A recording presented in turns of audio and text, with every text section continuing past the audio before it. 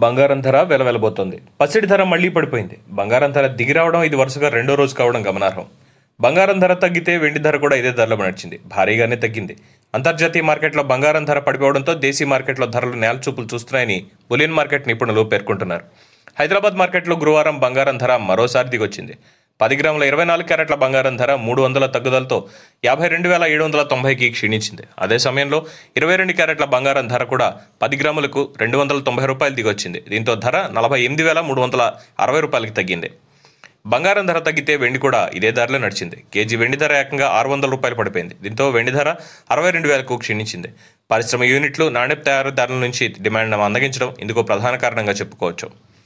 మరోవైపు అంతర్జాతీయ మార్కెట్లో కూడా బంగారం ధర దిగొచ్చింది. బంగారం ధర ఔన్స్కు 0.41% తగ్గుదలతో $1,890లకు క్షీణించింది. బంగారం ధర తగ్గితే వెండి ధర కూడా ఇదే ధరలో నడిచింది. వెండి ధర ఔన్స్కు 0.76% క్షీణతతో $24.20లకు తగ్గింది.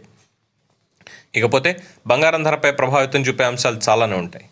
ద్రవ్యోల్బణం, గ్లోబల్ మార్కెట్ పసిడి ధరల్లో మార్పు, కేంద్ర బ్యాంకుల వద్ద ఉన్న బంగారం నిల్వలు, వడ్డీ రేట్లు, జ్యువెలరీ మార్కెట్, భౌగోళిక ఉద్రిక్తతలు, వాణిజ్య యుద్ధాలు వంటి పలు అంశాలు పసిడి ధరపై ప్రభావం చూపుతాయి.